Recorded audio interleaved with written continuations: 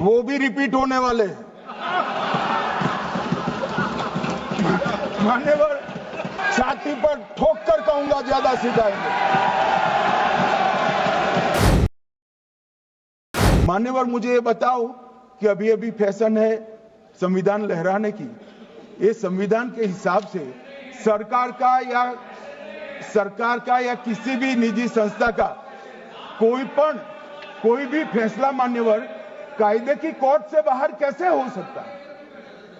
कोई भी फैसला हो, ये देश की अदालत वो फैसले तक रुचि नहीं रखेगी। नागरिक ग्रीवेंसेस लेकर कहां जाएंगे? जिसकी भूमि हड़प कर ली गई वो कहां जाएगा? ऐसा नहीं चलेगा। आपकी वोट बैंक के लिए आपने किया था, हम खारिज कर रहे हैं, हम खारिज कर रहे हैं। ऐसा नहीं चलेगा।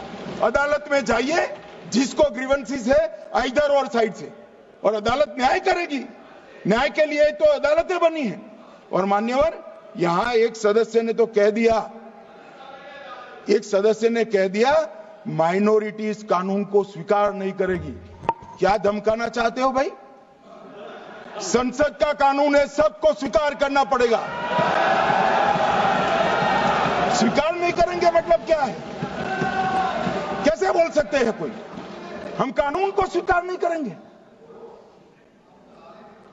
एक कानून भारत सरकार का है, हर एक पर बंधन करता होगा और इसको स्वीकार करना पड़ेगा। मान्यवर, ये हमने तो खैर वक्फ को छेड़खानी नहीं की। वक्फ बोर्ड और वक्फ परिषद के अंदर बदलाव किया है, मगर वक्फ के लिए भी क्या क्या जजमेंट आए। सैयद फजल पुकोया थंगल बनाम भारत संघ 10/11/28 को केरल उच्च न्यायालय ने उन्होंने कहा वक्फ बोर्ड एक स्टैट्यूटरी बॉडी है, यह मुस्लिम समुदाय का प्रतिनिधि निकाय नहीं है। इसका फंक्शनिंग मान्यवर एडमिनिस्ट्रेटिव है। धार्मिक क्रियाकलापों को तो वक्फ ने करना है, चाहे कब्रिस्तान हो, चाहे दरगाह हो, चाहे मस्जिद हो, चाहे चैरिटी का काम, वो वक्फ बोर्ड को नहीं करना है भाई। ये केरल हाईकोर्ट ने किया। इलाहाबाद हाईकोर्ट ने भी, उसने तो मुतवल्ली तक भी कहा है, मगर हम मुतवल्ली तो जो धर्म का है वही रखेंगे।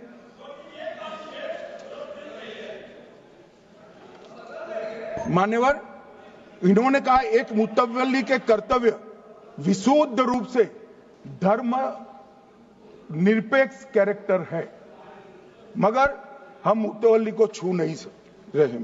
मान्यवर, ये कह रहे थे कि मान्यवर ये कह रहे थे कि कोई गड़बड़ियां नहीं हुई। मान्यवर,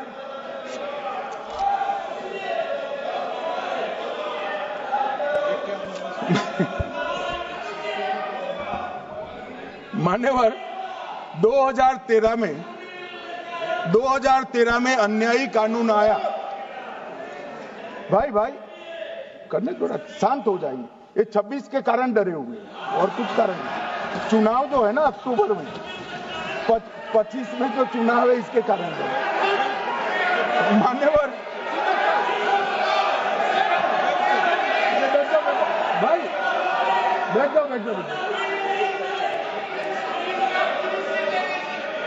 मान्यवर,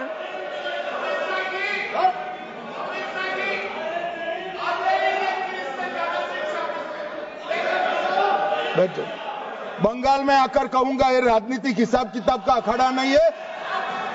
छाती पर ठोक कर कहूंगा, ज्यादा सिखाएंगे।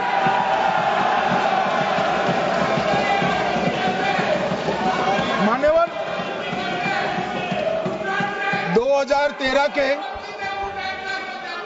अरे बैठ जाओ वकील साहब बैठ जाइए। मान्यवर, 2013 में वो भी रिपीट होने वाले हैं। मान्यवर, 2013 में बैठ जाओ। मान्यवर 1913 से लेकर 2013 तक 1913 से 2013 तक वक्फ बोर्ड का कुल एकड़ में भूमि सब वक्फ का मिलाकर 18 लाख एकड़ था। मेरी विनंती है सभी सदस्य इसको ध्यान से सुनिए। 1913 से 2013 तक 18 लाख एकड़ और 13 से 25 तक एक कानून बनने का परिणाम क्या आया और नई 21 लाख एकड़ भूमि बढ़ गई। अब मान्यवर 39 लाख एकड़ जो भूमि है उसमें 21 लाख एकड़ 13 के बाद। अब ये कह रहे हैं कि इसका दुरुपयोग नहीं हो रहा है मान्यवर। और लीज पर दी गई संपत्तियां 20,000 थी और 25 में रिकॉर्ड के हिसाब से, हो सकता है गलत भी हो सकता है, रिकॉर्ड्स के हिसाब से शून्य हो गई। तो मान्यवर संपत्तियां कहां गई? मान्यवर बेच दी गई। किसकी संपत्ति से, किसकी परमिशन से बेचा? मान्यवर मैंने पहले ही कह दिया कि केरल और देश भर के Catholic bishop council, Catholic bishop conference of India, Catholic Congress Kerala, भारतीय कैथोलिक धर्मगुरुओं की महासभा, केरल चर्चों की संयुक्त परिषद, कैथोलिक कांग्रेस केरला, ये सब ने इस बिल का समर्थन करा है और कहा है अन्यायी 2013 का सुधार। हम अकेले नहीं कह रहे मान्यवर। और मान्यवर इसी एक्ट में